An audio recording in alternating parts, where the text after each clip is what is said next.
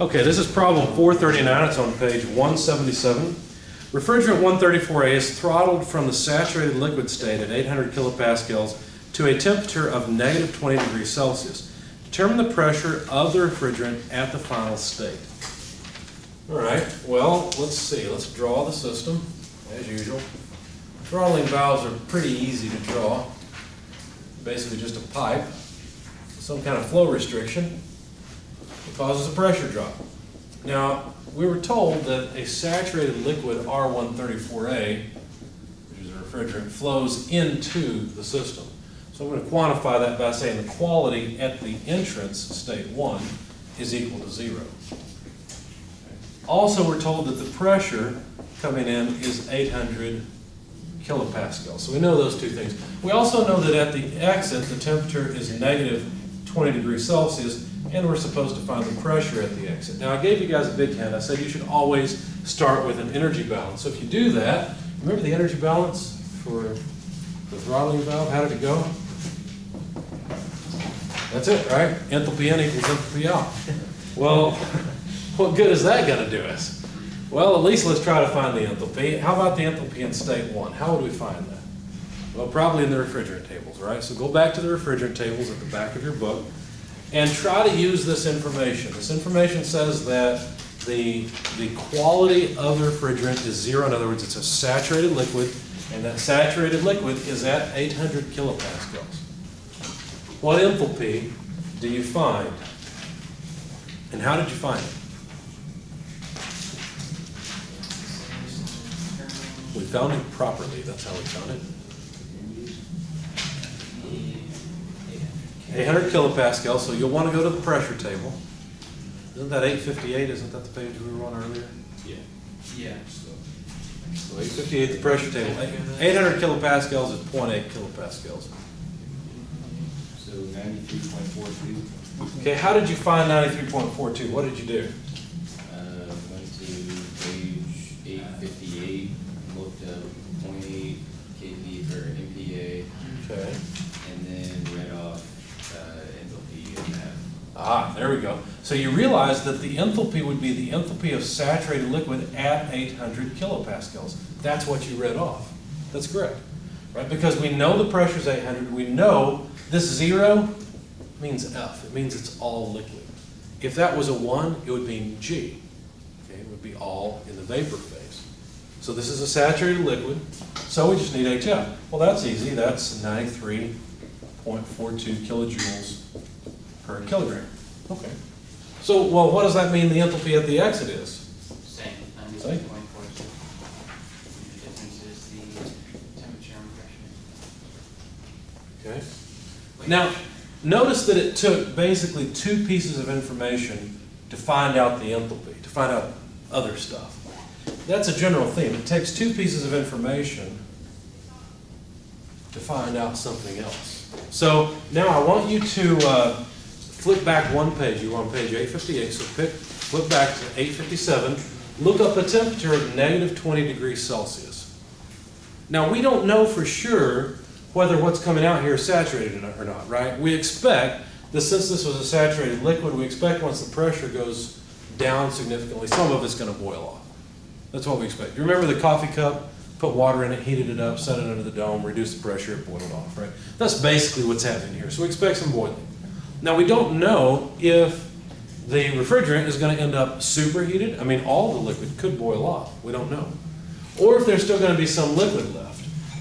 How will we find out? Let me show you. Go to the line that is negative 20 degrees Celsius. You may want to use a piece of paper or something, but go across negative 20 degrees Celsius all the way over to the enthalpies. Do you see HF and HG? Mm-hmm. What is HF and HG at negative 20 degrees Celsius? 24.26, 211.05. That's HF. That's not HG. HG is 235.31. How much? 235.31. 230. Now both of these are kilojoules per kilogram. Now before I get into this, how come there's one HF here and a different HF over here? What happened? I thought H was the same. Different pressure. It's a different state, right? Yes, there's a different temperature. You could look up the temperature over here, But what happened is, this was the saturation condition at 800 kilopascals. Saturation at negative 20 degrees Celsius is a different point. Okay? The overall enthalpy is the same, but HF and HG are two different things at these two different states. Okay? So we've got HF here, we've got HG. Notice that the actual enthalpy is between those two. How is that possible? Because it hasn't completely boiled off yet. It hasn't completely boiled off. In other words, there's some liquid and some gas coming out. There's a mixture. It's a saturated mixture. All of the gas has enthalpy Hg. All of the liquid has enthalpy Hf. There's no in between. There's actually not one molecule of gas that or of R134A that has 93.42 kilojoules per kilogram as far as we're concerned. Not one. Okay. So basically, this is just an average. This is just the average enthalpy averaged over the liquid and the gas. And we already talked about this a little bit. In fact, what we realized is that this means there must be some quality in state 2. It would be H2 less HF divided by HFG, or Hg less HF. Remember we talked about quality. It's been a little while now, but we talked about quality. This is one of the equations you had. So this is the average product. The way we wrote it down was that X equals Y average less YF over YFG. That's the way we wrote it down. So the average property is just this. Right? It's the average of the two weighted based on how much gas versus how much liquid there is. Okay. So now we can plug in if we wanted to and find out the quality. Notice we weren't even asked to find the quality, so we're kind of extending the problem. So the enthalpy in state 2, 93.42 enthalpy of saturated liquid. Do I want to use this HF or this HF? We're talking about the quality at the exit, so I need to use this one, right? So that would be 24.26.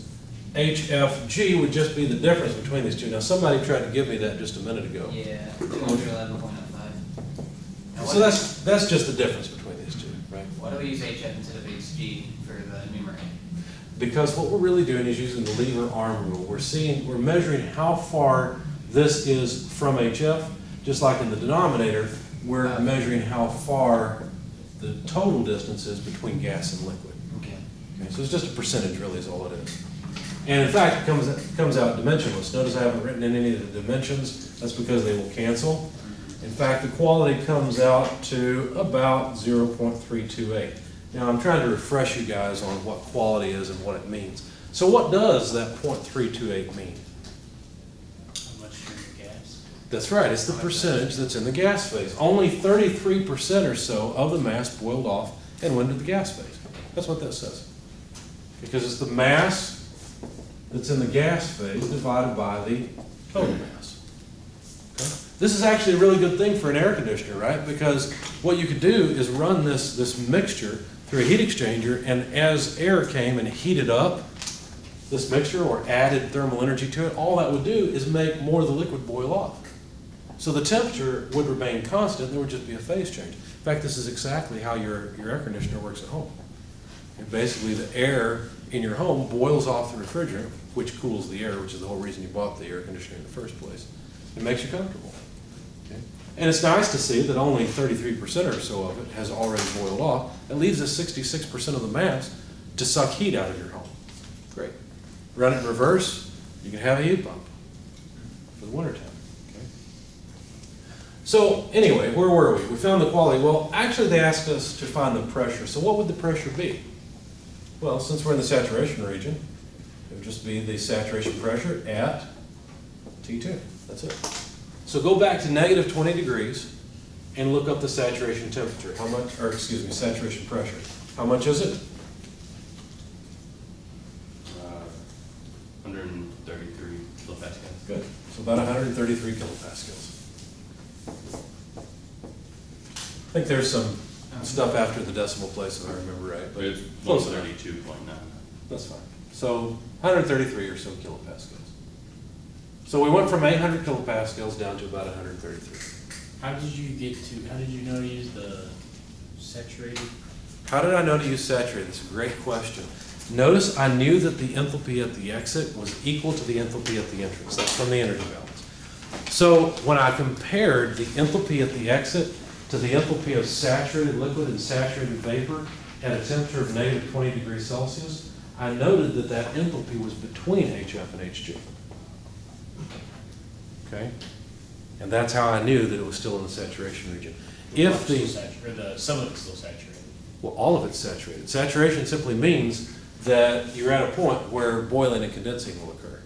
But the vapor superheat, or. The vapor is not superheated. superheated. That's something to understand. This vapor is saturated. Even if I were to take this vapor and somehow separate it from the rest of it, if I removed a little bit of energy from that vapor, it would form a drop of, Like water, refrigerant. well, liquid refrigerant, not water. And if I were to remove this saturated liquid and separate it from this vapor so that it was by itself, and I added a little bit of energy to it, it would boil off and give, not all of it would boil off, but it would give me a vapor bubble. Great questions. The Anything else? vapor is saturated, is at the saturated liquid point. The Is vapor and liquid are at saturation conditions, meaning both can either boil off or condense. They're right at that line. They're right at that line, that's right. Put a little bit of energy in, which is what your air conditioner does, a little bit of liquid will boil off. Take a little bit of energy out, some of the vapor will condense. Great questions. Anything else? All right.